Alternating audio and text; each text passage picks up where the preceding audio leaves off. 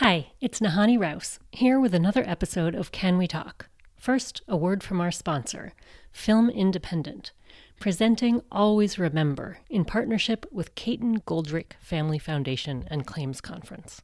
Always Remember is a series of free virtual screenings that raise Holocaust awareness through cinema. The series features films that amplify unique voices and exclusive interviews with some of the filmmakers. At a time when Holocaust awareness is at an all-time low and anti-Semitism is on the rise, our commitment to always remember is more important than ever. Learn more and register at filmindependent.org/alwaysremember. Now on to the show.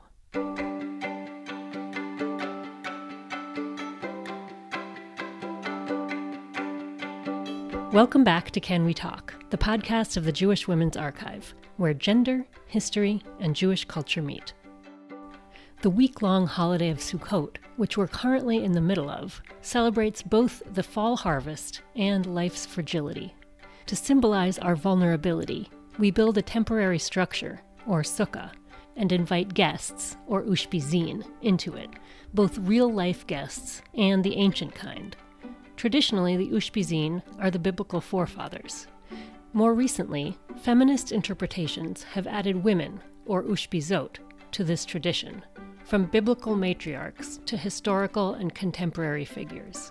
For example, my family's Sukkah decor includes a photo of Ruth Bader Ginsburg. This time on Can We Talk, we're welcoming a special guest from the past into our virtual Sukkah, one who at first glance comes with some baggage. Homa is a 3-time widow, a black widow.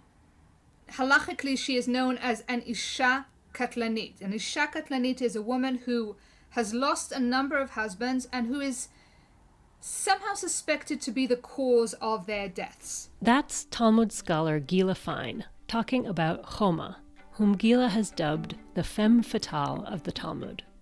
In this episode of Can We Talk, Gila introduces Homa and tells us what makes her a fitting guest for Sukkot. Gila Fine teaches rabbinic literature at the Pardes Institute of Jewish Studies in Jerusalem. She says women in the Talmud are notoriously anonymous. In all of rabbinic literature, there are just 52 named women as opposed to over 1,000 named men. And of these 52, exactly 6 are heroines of their own Talmudic story. They are Yalta, Homa, Malta, Cheruta, Boya, and Ima Shalom. These 6 women are the subject of Gila's new book, The Madwoman in the Rabbi's Attic, Rereading the Women of the Talmud.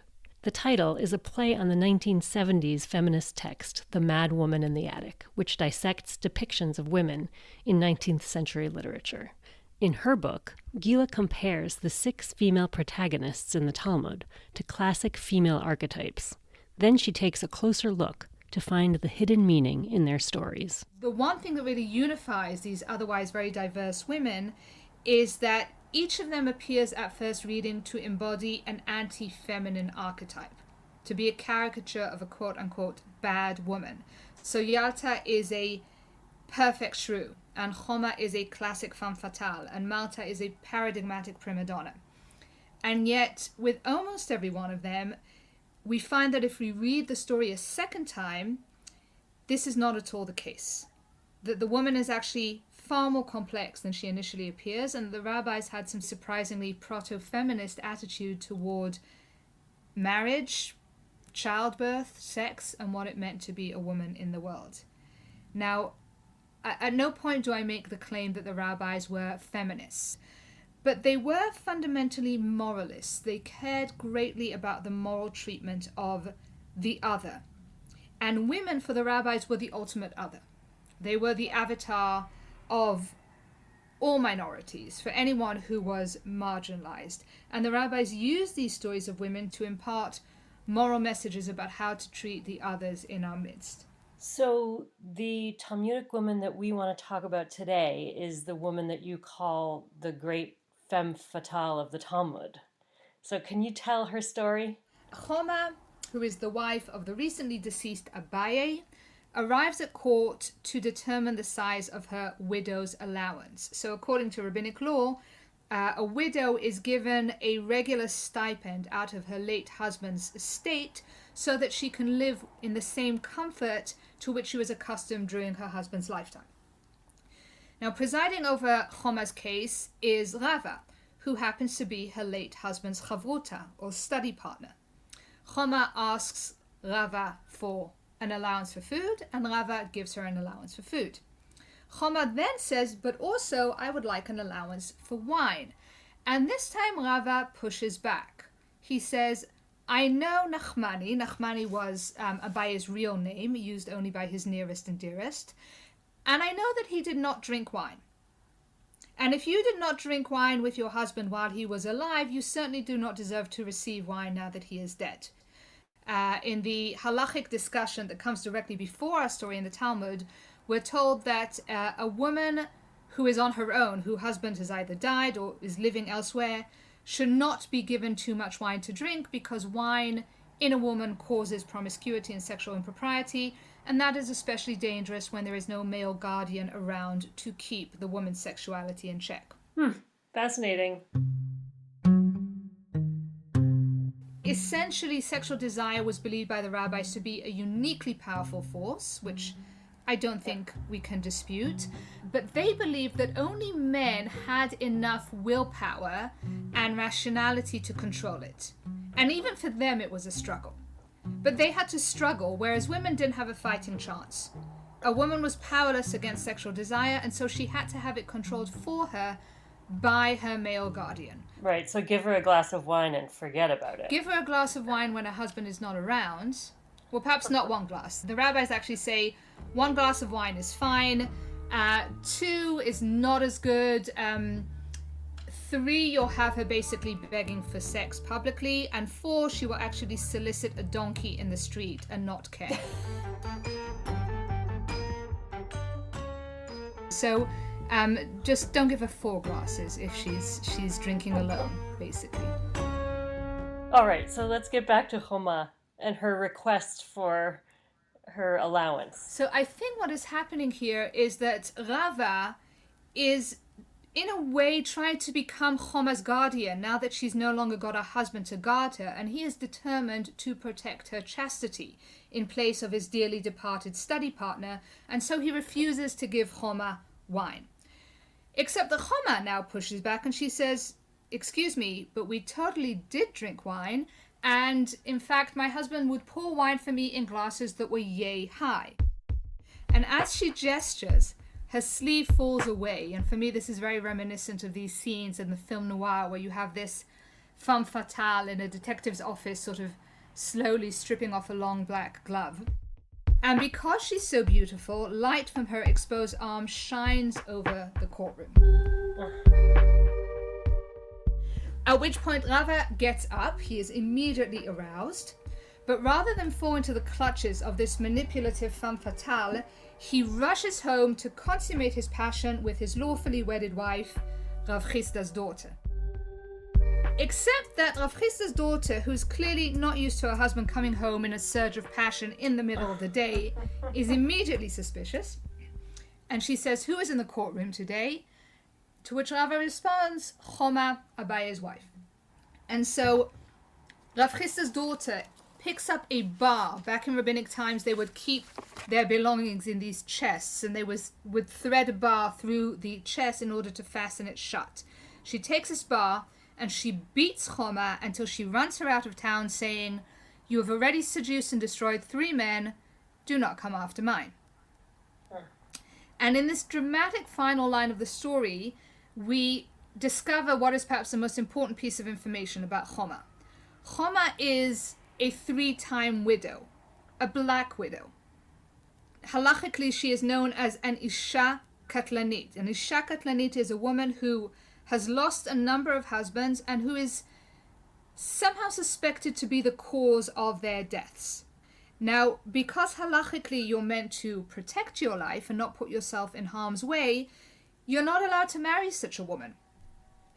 And the term itself is really interesting. Isha Katlanit. Isha means woman.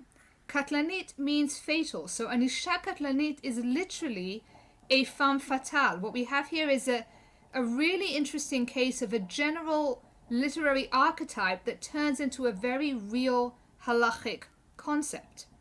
And Homa at this point is about as fatale as a femme can get, which explains why Rava ran out of the courtroom in such a panic. 3 men, including his own study partner, have fallen prey to this woman's deadly charms, and if he doesn't escape her, he could very well be next. This is the story of Homa, and judging by the first reading, what we have before us is a classic femme fatale narrative. We've got the pious man overcome by desire, we've got the seduction by striptease, and we've got a dangerously beautiful black widow who has seduced and destroyed 3 men. And I ask, as I do with every woman I look at in the book, is this really the story the Talmud is telling? To help answer that question, Gila compares the story of Homa to other classic femme fatale narratives, like The Scarlet Letter by Nathaniel Hawthorne, in which Hester Prynne is humiliated and cast out for having a child out of wedlock. Gila thinks the rabbis of the Talmud, like Hawthorne, want us to see the woman behind the archetype. The femme fatale, like all archetypes, is a projection. It is not the femme fatale's promiscuity that people fear, but rather their own. Not her seductiveness, but their own susceptibility to seduction. And so now that we've deconstructed the archetype, we can try and reread the story of Homa, this time from the point of view of Homa herself. So if we go back to the opening scene, we've got this courtroom scene, very much like the courtroom scene from the Scarlet Letter. On the one hand, we have Rava, who is the presiding judge, representative of law and authority and power. On the other hand, we have Homa, who is a woman, a single woman, and a fatal woman. And you don't get any more marginalized, any more othered than that. So very much like Hester Prynne, Homa enters the courtroom with the odds stacked firmly against her. And very much like Hester Prynne, she walks into the courtroom surrounded by an air of prejudice, of people whispering behind her back, the deadly femme fatale who's killed her 3 husbands. She also knows that this is her last day in court. She is now an isha katlanit, which means it is forbidden to marry her. So any kind of settlement that she can get in today's hearing will be the thing that she has to live off for the rest of her life. And so she asks for an allowance for food, and she gets her allowance for food, and then she asks for an additional allowance for wine.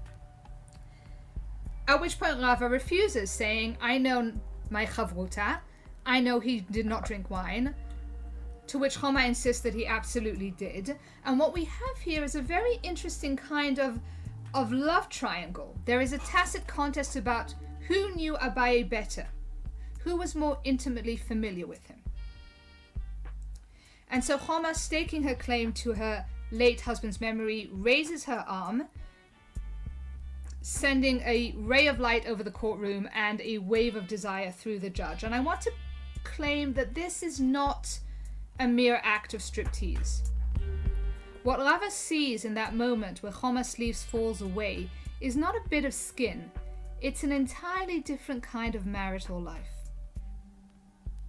His own marriage, we can assume because we know how his wife is about to respond to his advances, is very proper, quite prudish, possibly devoid of passion. And here Homa comes along and offers him a glimpse into something else. An intoxicated, playful, erotic marriage. And Rava is suddenly struck by the thought that Abaye, the man he spent so many years studying with, might have been a great solemn sage by day and a passionate lover by night. And this is what excites him. This is what he wants. It isn't Homa at all. It is a different kind of marriage she suggests. And so Rava runs home and takes his wife into his arms and tries to do what he tries to do, and his wife stops him cold. She is having none of this promiscuous behavior. Not in her home. She is, after all, a respectable woman. She also has been widowed once before, which probably explains why she's so terrified of Homa seducing and destroying her husband. Because if she loses 2 husbands, she too is well on her way to becoming an isha katlanit, no different to Homa herself. And so in the final act of the story, she takes this bar and she beats Homa until she chases her out of the town of Mechoza. Now this is highly symbolic because this bar, as I said, was used as a lock. And locks in antiquity were a pervasive symbol for female chastity. It's as if Rav Chisda's daughter is saying to Homa, you are promiscuous, you're a danger to our men, you're a menace to society, and there is no room for you here. I think it's interesting that the one who's actually doing the policing of Homa is also a woman. It's not at all unusual for women to enforce the patriarchal order on other women. But I think we should extend our empathy to her as well, because she's also in a very difficult situation. She's on her second husband. Her first husband died. She, by all indication, really genuinely loves her husband, and she doesn't want to lose him. Yeah. What lessons do you take from Homa? I think the lesson of the story is very much in how the rabbis choose to tell it. Because, again, I go back to the story's final line. Rav Chisda's daughter says to Homa, quote, you have already killed 3 men and now you come to kill another. Now, the rabbis could have begun the story by telling us that Homa is a 3-time widow. But they don't. They withhold that information until the very end. And they do so precisely because they want to ensure that the reader will not be prejudiced against Homa in the way that Rava, his wife, and the people of Mechoza are. We can empathize with her as no one in her own world can. We can now see Homa not as a dangerous femme fatale who seduced and destroyed 3 men, but rather as an ill-fated widow who has lost every man she's ever loved. Not a femme fatale, but a victim of fate. Correct. She's a victim of fate. She's a victim of other people's projections. She's a victim of prejudice. The people of Mechoza might have banished Homa from within their midst, but the rabbis, the Talmudic storytellers, in telling her story, they bring her back. I say very early on in the book that one of the hallmarks of rabbinic storytelling is the false front. What these stories seem to be saying and what they are actually saying are often diametrically opposite to one another. And so we have to go back and look a second time, more sensitively, more closely, more in context. The way we have to reread a story in the Talmud is also ultimately the way we have to reread the people in our lives. We have to look at them more closely, more sensitively. We have to consider the greater context of their lives. And I think exactly here is where we find the great lesson of the story of Homa, and perhaps why it's so relevant to the holiday of Sukkot. Sukkot is all about inviting people in. It's all about recognizing that that person could have been me. The stranger, the widow, the orphan, the destitute, the other. They could have been in my place and I could have been in theirs. It's a lesson that the people of Mechoza fail to learn with regards to Homa. And I see it as a tikkun, as a corrective, to make a point of inviting her back into our space, back into our midst. And if the story of Homa is meant to teach us anything, is that we have to be especially careful, especially considerate toward the others. We have to make a point of inviting them in, as we do on Sukkot. Because those people who appear dangerous, they're usually just different. And those who appear different are probably a lot more like ourselves than we imagine. That's Gila Fine talking about the Talmudic heroine Homa. Gila's new book is called The Madwoman in the Rabbi's Attic, Rereading the Women of the Talmud. Thanks to Gila's rereading of Homa's story, we're inviting this Femme Fatale into Can We Talk's virtual Sukkah this year. Moadim l'simcha and Chag Sameach to all who are celebrating. Thank you for listening to Can We Talk, the podcast of the Jewish Women's Archive. Our team includes Jen Richler and Judith Rosenbaum. Our theme music is by Girls in Trouble. In this episode, you also heard Callison, Stanza for Nori, Plasticity, Cherry Heath, and Light on the Jetty from Blue Dot Sessions. You can find this and all of our previous episodes online at jwa.org/canwetalk. I'm Nahani Rouse. Until next time.